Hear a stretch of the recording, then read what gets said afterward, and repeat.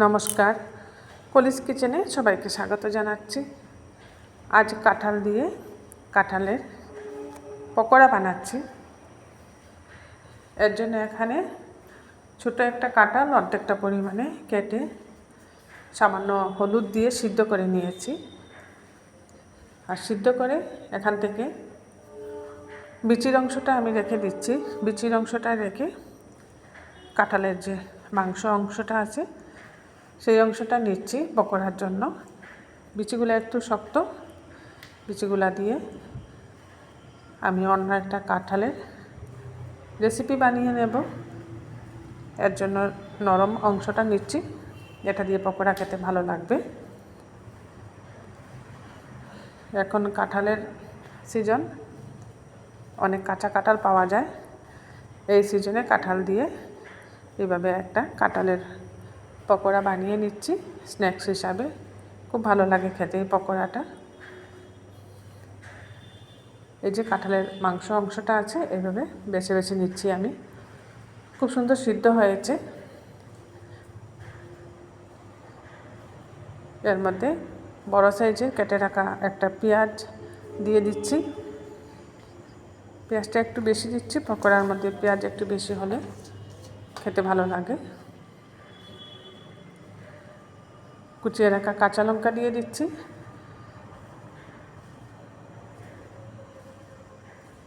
এই কাঁঠালগুলো রেখে দিয়েছি সিদ্ধ করে, এইগুলা দিয়ে কাঁঠালের সবজি বানিয়ে নেব। এখানে দিয়ে দিয়েছি চালের গুঁড়া আর সামান্য বেসন দিচ্ছি। চালের গুঁড়া আর বেসন দিয়ে বানাচ্ছি। চালের গুঁড়াটা দিলে মুচমুচে হবে পকোড়াটা। দিয়ে দিচ্ছি হলুদের গুঁড়া, জিরে গুঁড়া, সামান্য ধনে গুঁড়াও দিয়েছি, আর দিচ্ছি লাল লঙ্কার গুঁড়া।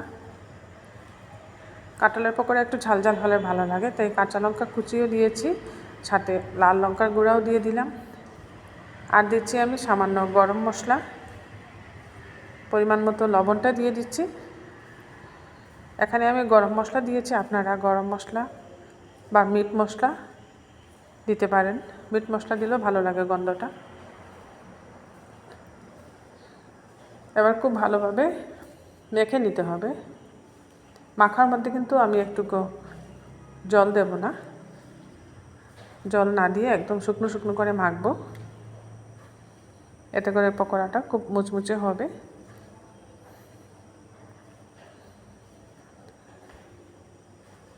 খুব ভালো করে মিশিয়ে নিচ্ছি কাঁঠাল, বেসন আর চালের গুঁড়ার সাথে।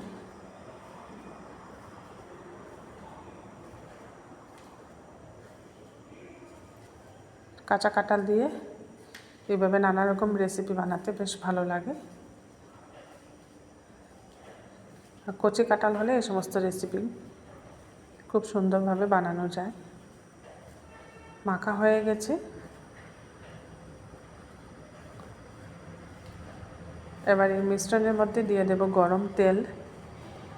এখানে আমি বড় চামচে 2 চামচ গরম রিফাইন্ড অয়েল দিয়ে দিচ্ছি।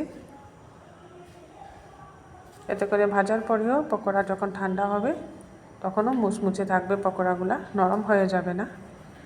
যে কোনো পকোড়া বানাতে গেলে এইভাবে গরম তেল 2 চামচ দিয়ে দিবেন। ঠান্ডা হওয়ার পরও পকোড়া কিন্তু খুব সুন্দর ক্রিস্পি থাকবে। তেলটা দিয়েও আবার খুব ভালো করে মেখে নিচ্ছি।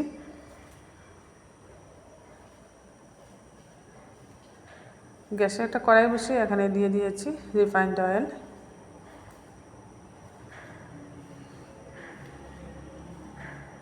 এবার মিশ্রণ থেকে অল্প অল্প নিয়ে ছোট ছোট করে পকোড়া বানাচ্ছি। মাখাটা খুব সুন্দর হয়েছে, তাই ভেঙে যায়নি। মাখাটা ঠিকঠাকভাবে না হলে কিন্তু ভেঙে যাবে তেলে দেওয়ার পর পকোড়া। আজ আমি 2টা রেসিপি আপনাদের সাথে শেয়ার করছি। এই কাঁঠালের পকোড়াটা একটা স্ন্যাক্স হিসাবে বানাচ্ছি, আর দুপুরে খাওয়ার জন্য শস্য দিয়ে ইলিশ মাছ বানাবো। গরম ভাতের সাথে শস্য দিয়ে ইলিশ মাছ খেতে কার না ভালো লাগে।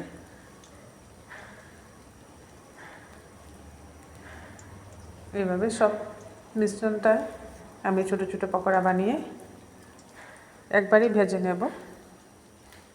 এই কাঁঠালের পকোড়া বানাতে বেশি তেল লাগবে না, আর আমি ডুবো তেলেও ফ্রাই করছি না, দেখেই বুঝতে পারছেন। এতটুকু তেল দিয়ে পকোড়াটা ভেজে নেব। পকোড়া ভাজার পরও কিন্তু তেল থাকবে, খুব বেশি তেল টেনে নেয় না কাঁঠালের পকোড়া।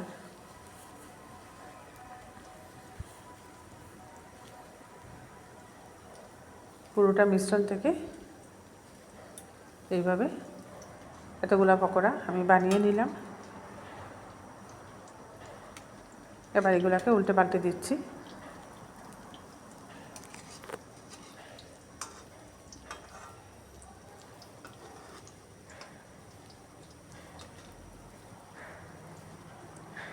নিচের দিকটা খুব সুন্দর লাল লাল হয়ে ভাজা হয়ে গেছে। আর একটু কড়া করে ভাজবো পকোড়াটা।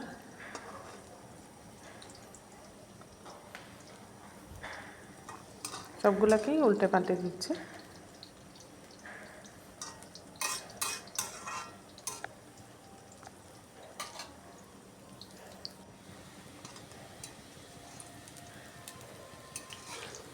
গ্যাসের আঁচটা কম রেখে একটু সময় নিয়ে এইভাবে ভাজলে খুব মুচমুচে হবে পকোড়া। দেখুন এর কালারটাও খুব সুন্দর হয়েছে। সবগুলাই আমি একটু কড়া করে ভেজে নিয়েছি, একটু ডার্ক কালার হয়েছে। এতে করে ঠান্ডা হওয়ার পরে কিন্তু পকোড়াগুলো নরম হবে না। এরকম পকোড়া ডালের সাথে খেতেও ভালো লাগে। ডালের সাথে এইভাবে কাঁঠালের পকোড়া বানালে দুপুরে গরম গরম ভাতের সাথে বেশ মজা লাগে খেতে। পকোড়াগুলো ভাজা হয়ে গেছে, উঠিয়ে নিচ্ছি।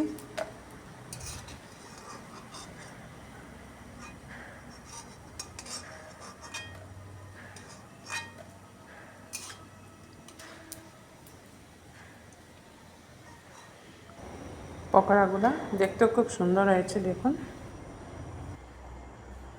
পকোড়াটা একটা প্লেটে খুব সুন্দর করে সাজিয়ে সার্ভ করে নিলাম। এবার ইলিশ মাছ সিদ্ধটা বানিয়ে নিচ্ছি। এখানে 4 পিস ইলিশ মাছ নিয়েছি, দিয়ে দিচ্ছি এর মধ্যে প্রথমে হলুদের গুঁড়া, আর দিচ্ছি জিরে গুঁড়া,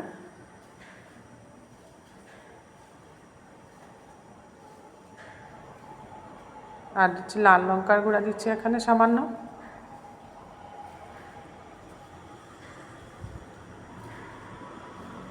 আর শস্য কাঁচা লঙ্কা দিয়ে আমি পেস্ট করে রেখেছি শস্যটাকে।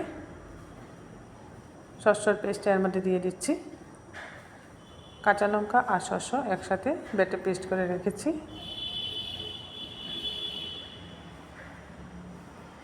কেটে রাখা পেঁয়াজ দিয়ে দিচ্ছি এখন। খুব সিম্পলভাবেই আমি আজ শস্য দিয়ে ইলিশ মাছের রেসিপিটা বানাচ্ছি। উপর থেকে বেশ কিছু পরিমাণে কাঁচা সরষের তেল দিয়ে দিলাম। কাঁচা সরষের তেল না দিলে ভালো লাগবে না ইলিশ মাছের এই শস্য দিয়ে রেসিপিটার মধ্যে। পরিমাণ মতো লবণও দিয়ে দিচ্ছি।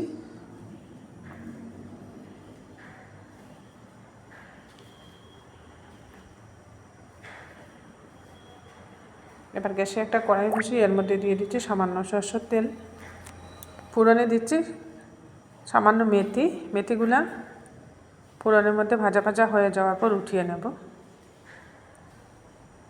আবার সব মশলা পেঁয়াজ দিয়ে ইলিশ মাছগুলোকে আলতো হাতে একটু মেখে নিচ্ছি।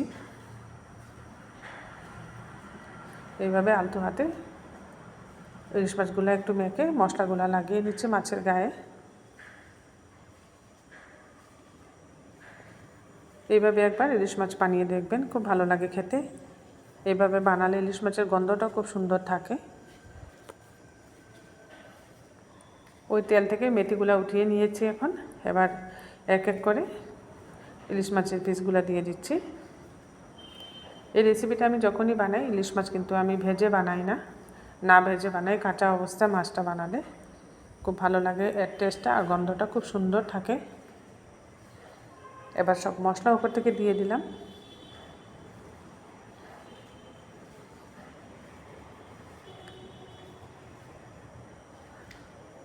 সব মশলা দিয়ে একটু নাড়াচাড়া করে নিলাম। এবার যে বাটিতে মেখেছিলাম এই বাটি ধোয়া জলটা দিয়ে দিচ্ছি। জলটা দিয়ে আর 10 মিনিট ফুটিয়ে নিলে ইলিশ মাছ সিদ্ধ হয়ে যাবে। বেশিক্ষণ লাগে না ইলিশ মাছটা সিদ্ধ হতে। 2-3টা চেরা কাঁচা লঙ্কাও দিয়ে দিলাম।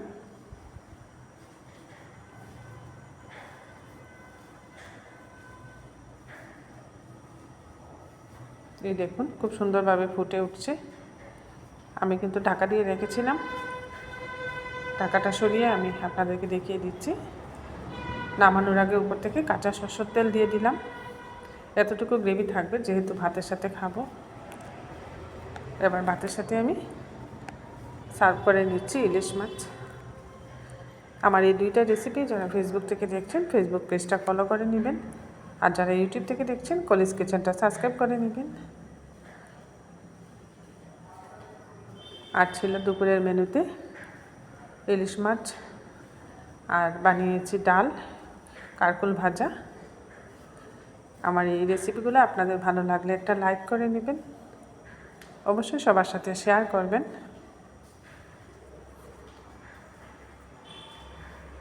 দেখুন খুব সুন্দরভাবে সার্ভ করে দিয়েছি।